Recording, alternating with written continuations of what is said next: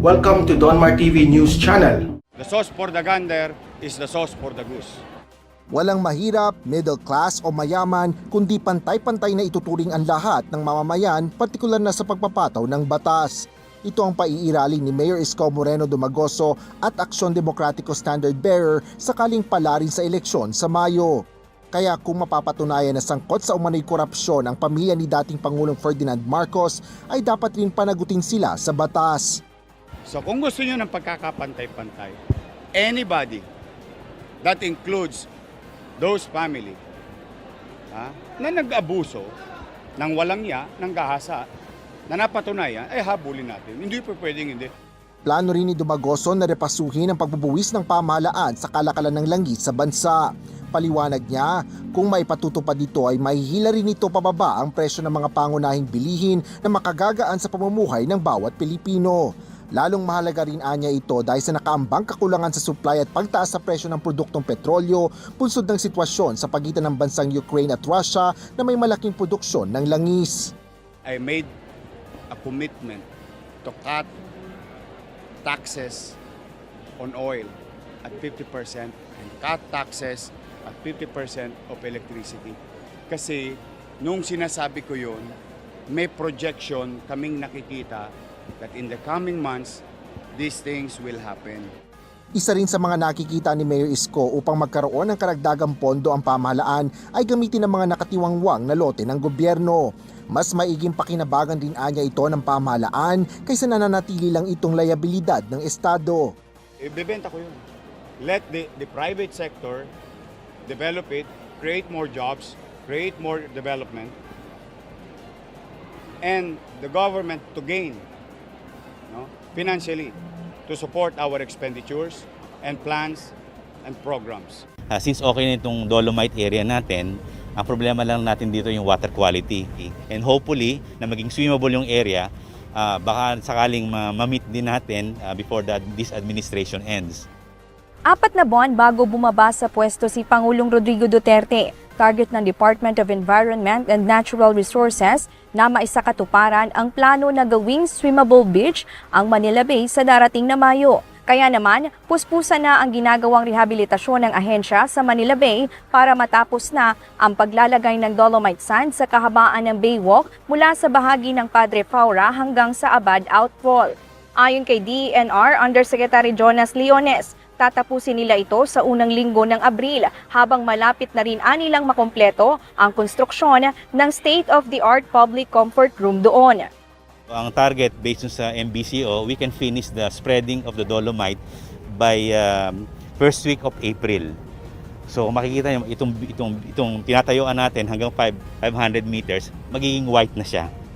Tapos makikita niyo rin na pagka inopen na natin to, itong state-of-the-art mga CR natin, kung makita nyo naman, wala namang ganyan na CR sa ibang lugar. So itong dolomite natin will be open with a state-of-the-art CR. Samantala, aminado ang DENR na nahihirapan pa rin silang pababain ng fecal coliform level ng tubig sa Manila Bay dahil sa marumi na itinatapon dito na nanggagaling sa mga iligal na tubo na pagmamay-ari ng mga establishmentong nakapaligid dito. Sa ngayon, sinisikap na ng ahensya na maipasara ang mga iligal na tubo maging ang mga esterong pinanggagalingan ng kontaminadong tubig.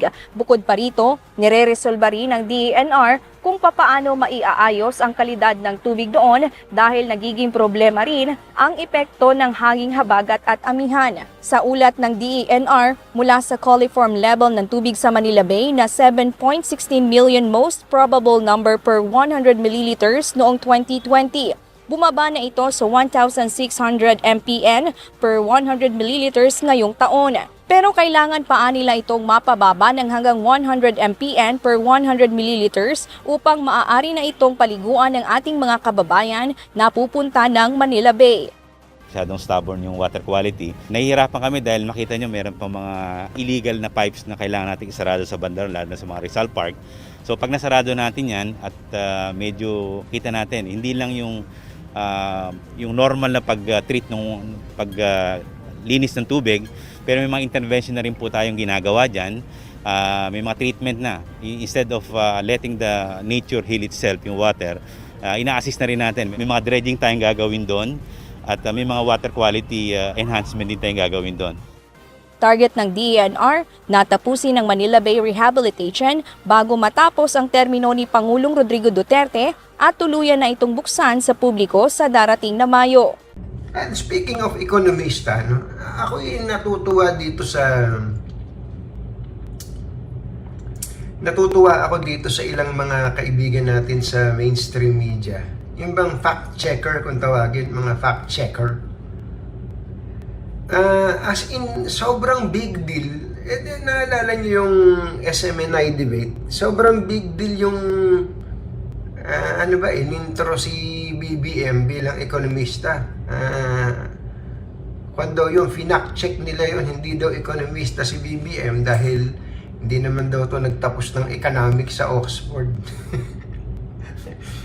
At talagang paulit-ulit na bumabalik sa kanilang social media platform yun, ano? Yung fact-check, bongbong, hindi ekonomista, parang ganon. Higi na nga. Ang akin lang doon, yung bang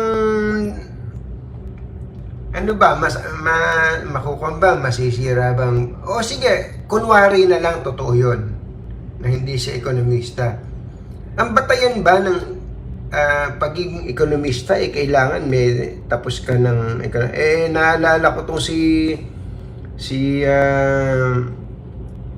dating Labor Secretary Blas Ople. Si Secretary Blas Ople, ako tingnan niyo ang kasaysayan ng yung scholastic record niyan. Pero napakagaling na legislator, napakagaling ng utak, napakagaling na architect ng actually kunyan magbihasa sa foreign affairs.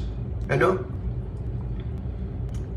Pero ito as in sobrang big deal na fact check, hindi siya ekonomista.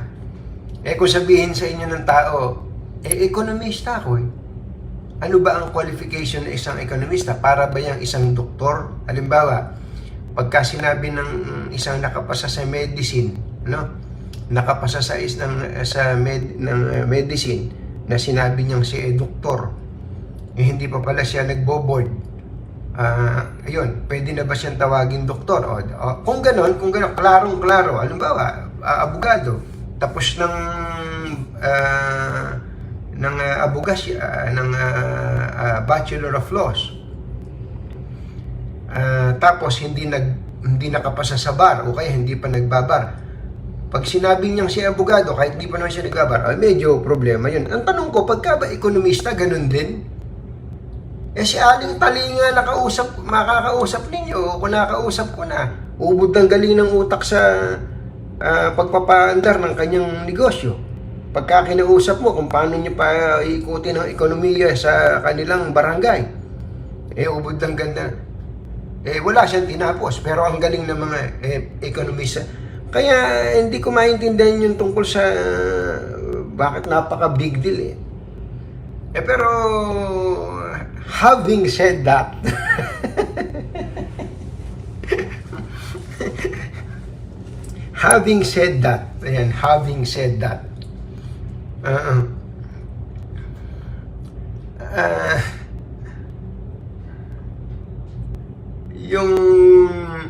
yung pong mga kapag ang isang tao ay lalo mong ipinagdidiinan ang kanyang kakulangan, kapintasan, nagiging underdog sa tingin ng iba yun Kaya tama ito si Professor Antonio Contreras Saan ka naman nakakita na number 1, Milya runaway winner, sabi nga sa kung ngayon gagawin na eleksyon 60%, pero siya pa rin ang underdog sa tingin ng tao dahil binubugbog lahat ng ginawa na lang niya mali.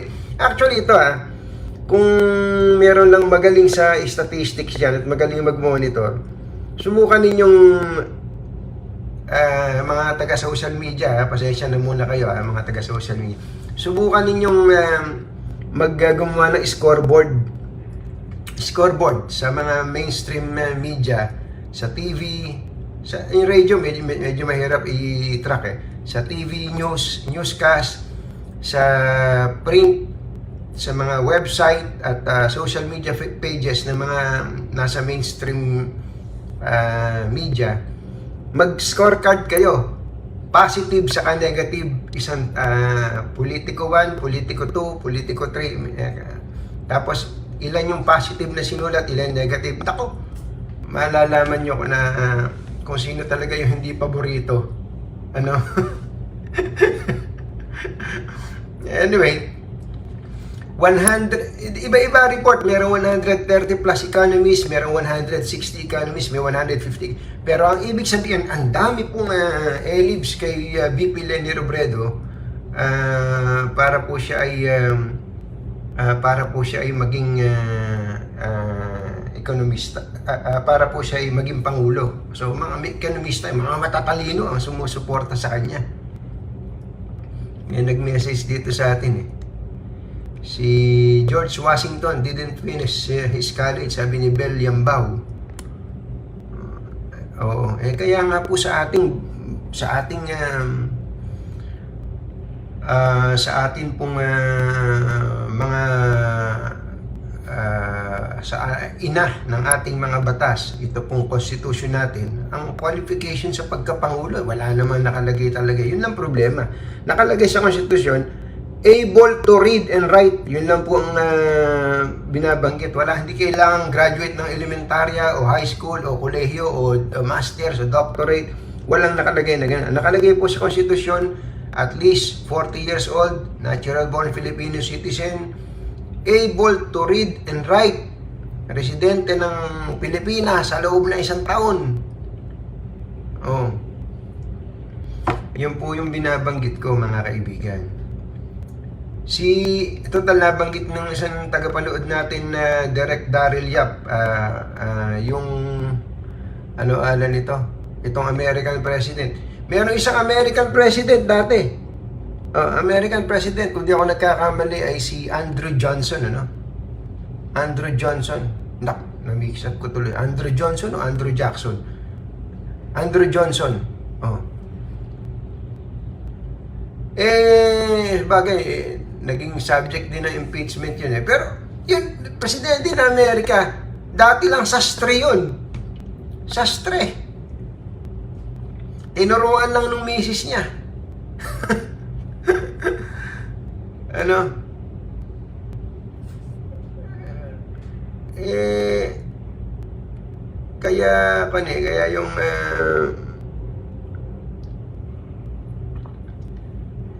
Kaya yung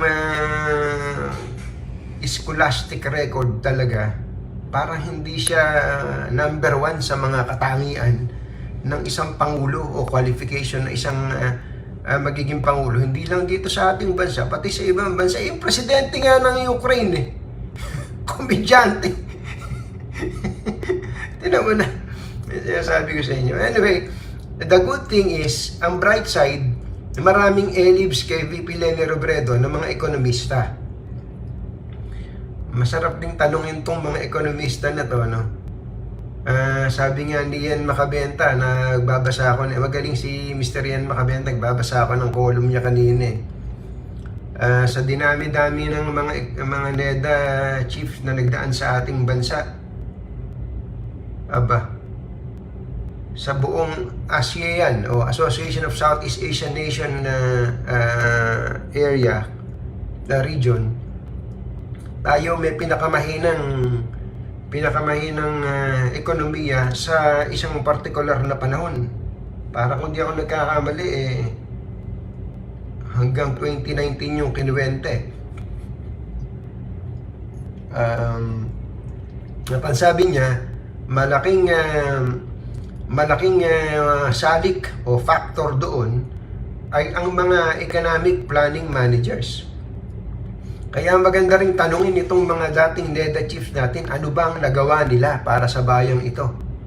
At least ngayon meron sila nakikitang susuportahang presidente, si VP Leni Robredo.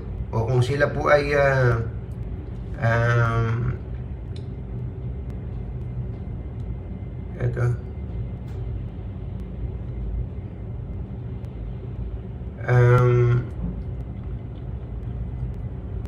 Ang ganda ng tanong niyan, Makabenta eh.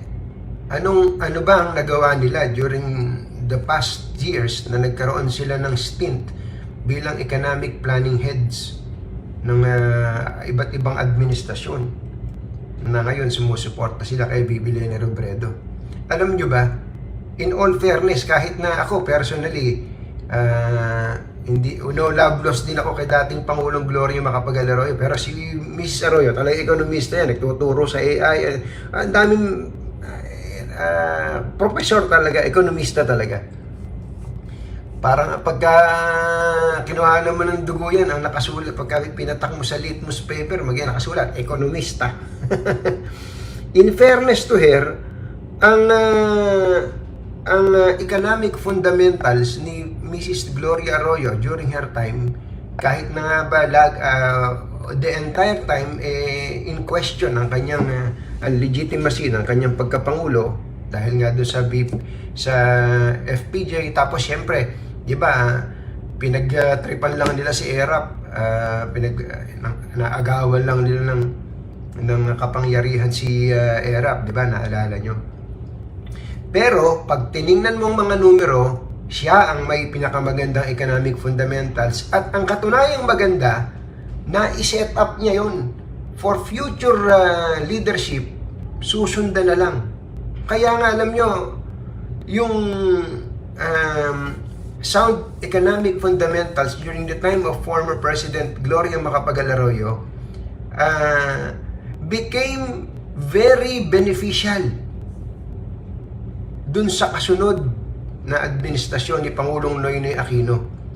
Totoo po yun. Totoo po yun.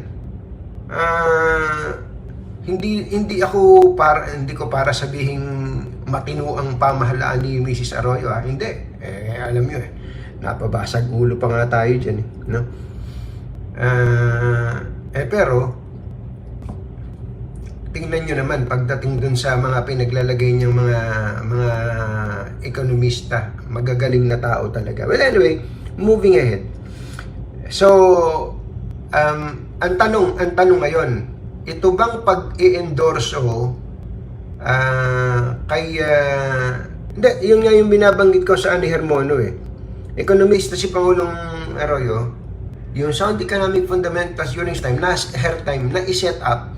So, nando sa taas. Kaya nga ang problema lagi ang tinatawag na trickle down How do you trickle it down?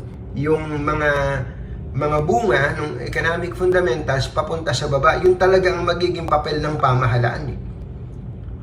Kumbaga inihanda.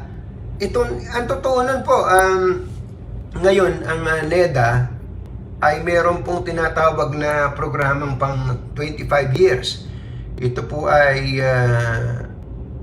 2016 yata inumpisahan Ambition 2040. Ambition 2040. So talagang by 2040 makikita mo na ang ating pangarap doon, ang per capita income ngayon yata ang per capita natin nasa $3,500 ang pangarap natin by that time, by 2040 ay aabot na ng ang pangarap ambisyon niya abutin na ng $11,000. So parang mga kalahating milyon na ang per capita income ng bawat isang per capita, bawat isang Pilipino. Parang ganun yung pag kinwenta-kwenta mo yung gross domestic product. Anyway, baka akala nyo nagmamayabang ako dito, pinagbabanggit-banggit ko yan. Nagbabasa-basa lang din naman ako. Yun ang punto ko. Anyway, iboboto nyo ba si VP Leni Robredo? Maaakit po ba kayo na suportahan siya dahil ini-endorso siya ng mahigit 130, 140, 150 na mga ekonomista, yung mga matatalino? That's one question. Eto pa pangalawa. Ang balita po, mahigit 500 mga pare, madre, mga lay ministers, at iba pa sa simbahang Katolika ang nagpahayag na kanilang i-endorso si VP Leni Robredo sa May 2022 elections. Nakitaan daw po nila ang pangalawang Pangulo ng mga katangian na makapagpapabago sa buhay ng ating mga mamamayan, at siya daw po ay may tapat na puso, siya daw po ay matuwid, at siya po ay matatakutin sa Panginoon. Ayun, endorso. So marami ding nag-endorso. So, ekonomista, 100 plus, pare, madre, 600 plus, at alam nyo naman, ang isa pa sa mga, marami naman hindi naman po maitatatuwa o maitatanggi na meron talagang mga endorsement. Lalo na nga po ang mga nasa simbahang Katolika, no? Kasi allergic sila kay BBM eh. Allergic sila kay BBM. So, susunod, uulitin ko naman yung tanong, katulad ng tanong ko kanina, mga kaibigan. Apo.